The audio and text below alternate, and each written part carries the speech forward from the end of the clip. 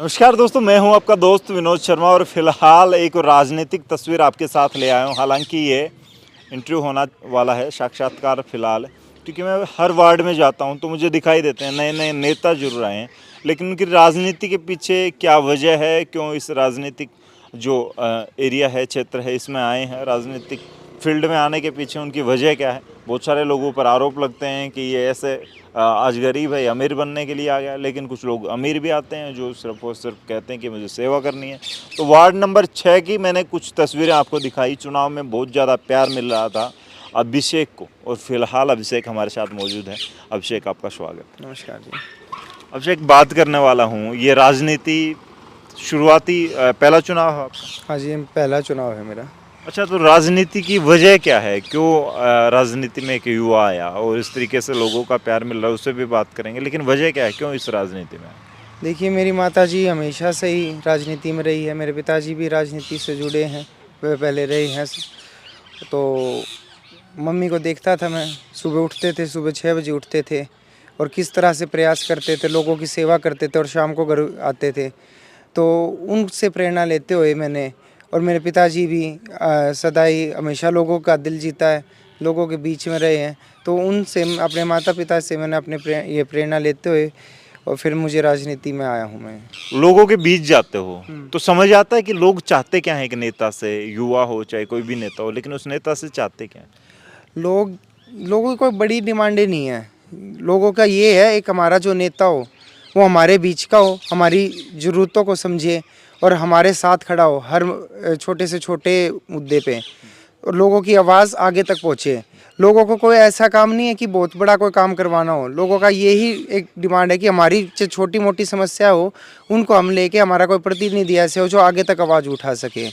लोगों की जैसे समस्याएं नालियों की होगी, वाटर मैनेजमेंट की होगी। जैसे मैं गाँव में जाता हूँ, वहाँ देखता हूँ पानी किस तरह से इधर उधर वो हो रहा है, उसकी कोई ओवरफ्लो हो रहा है, उसकी कोई मैनेजमेंट नहीं है।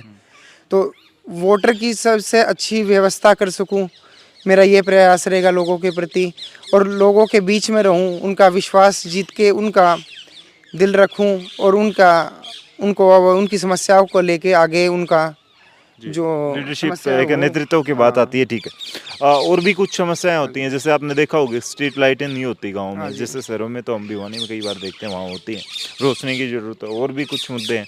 तो लोग कहते हैं कि बेटा ये समस्याएं हैं और ये आपको दूर करनी है, इस तरीके से बात करते हैं लोग, समस्या अपनी रखते हैं।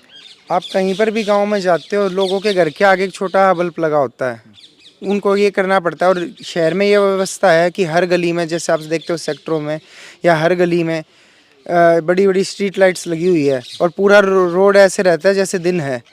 तो लोगों की ये जो समस्याएं हैं, जैसे लाइट लगाना, तो मैं ये चाहता हूँ कि हर गांव में कम से कम बड़े 2 पोल ऐसे हों जो गांव के जो चौक को रोशन करें, और जो स्ट्रीट है उनमें, हर स्ट्रीट में स्ट्रीट लाइट्स होनी चाहिए, ताकि एक तो रात को रोशनी रहे और सेफ फील करे लोग। जी, ये बड़ी बात है सेफ्टी की। आज के दिन गांव में भी बहुत सी ज़रूरतें होने लगी हैं, बहुत सारे क्राइम बढ़ने लगे हैं, चोरियां बहुत सारी हम कवर करते हैं, आज तक उन चोरियों का पता भी नहीं लगता। अगर ये चीज़ें हों, सीसीटीवी कैमराज होने चाहिए, पंचायत प्रतिनिधि आजकल तो बहुत सारे इसको वो लेके आते हैं मैनिफेस्टो, वैसा होना चाहिए कि मतलब सीसीटीवी कैमरे 2-4 तो होने चाहिए गाँव में आजकल लोग। एक एंट्री और एग्जिट पॉइंट पर होने चाहिए। ऐसा नहीं कि गाँव में, क्योंकि गाँव में भाईचारा ऐसा होता है कि कोई इतनी बड़ी घटनाएं नहीं होती, लेकिन जो एंट्री और एग्जिट पॉइंट है वहाँ पर सीसीटीवी कैमरा होनी चाहिए, ताकि कुछ अगर by chance, by the way कोई दुर्घटना हो जाए या कुछ हो जाए तो उसमें पता रहे एंट्री और एग्जिट में कौन गया है कौन आया है। तो इतना है, कोई ज़्यादा बड़ी डिमांड नहीं है सीसीटीवी कैमरा की, ना कहीं मेरे आगे इस बात पे कोई चर्चा ही किसी इस विशेष मुद्दे पे। तो प्रयास करेंगे, अगर ये कोई बात उठाता है तो उसको आगे, इस बात को आगे लेके जाए। अच्छा, एक बात करेंगे, चुनाव के कुछ घंटे बचे हैं अब, और दिमाग में क्या चल रहा है? लोगों से मिले तो अब क्या है, रिएक्शन निकल कर आ रहे हैं लोगों के, अब दिमाग में क्या है, क्योंकि कुछ घंटे बचे हैं और वो हुटर बज चुका है, जिस तरीके से जो रिजल्ट आने वाला है या उससे पहले का जो होता है। ऐसा है, जैसे मैंने जब नॉमिनेशन भरा तो उसके 2 दिन बाद ही मेरी टेंशन ख़त्म हो गई थी इस चीज़ की कि चुनाव कैसे लड़ूँ या क्या करना आगे। तो इन लोगों का इतना प्यार मिला, मेरे को बड़ों का आशीर्वाद मिला, युवाओं को इतना साथ मिल रहा है। जैसे कि आपने ये कवरेज करी भी है 2 दिन 4 दिन 5 दिन से, आप जैसे देख भी रहे हो, तो लोग इतने जुड़ते जा रहे हैं। और ये बड़े बुजुर्गों का 80-80 साल के जब यूँ कहते हैं बेटा हम तेरे साथ हैं, हम तू आगे बढ़, तो वो इतना मेरे को इतना उनका आशीर्वाद मिल रहा है।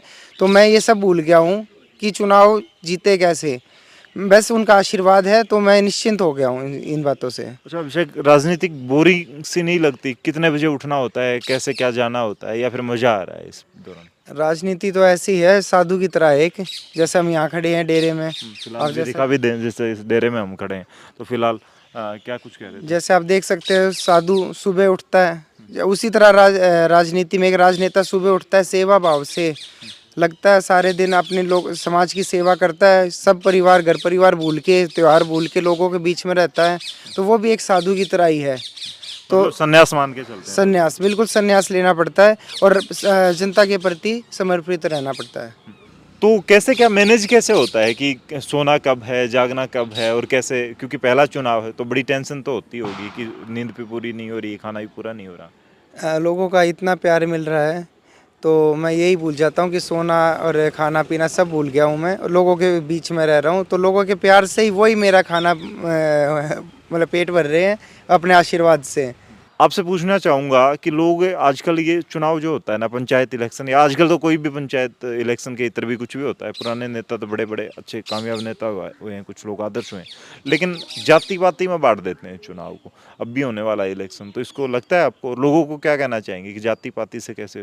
देखिए मेरे ख्याल से 17 तारीख को मैंने नॉमिनेशन भरा था, आज 11 दिन हो गए हैं, तो मेरे को कहीं ये जात पात का, लोग आज के दिन इतना शिक्षित हो गया समाज। मैं बाबा साहिब से प्रेरणा लेते हुए ये कहूँगा कि उन्होंने उनकी नीतियों से उनने जो हर वर्ग शिक्षित हो, तो लोग इतने शिक्षित हो गए, जात पात से ऊपर उठ चुके हैं। और ये जो लोग हैं, कई कुछ ऐसे तत्व है जो जात के नाम पे वोट मांगते हैं, ये सबसे गलत है। विकास के नाम पे वोट मांगो और विकास करवाओ।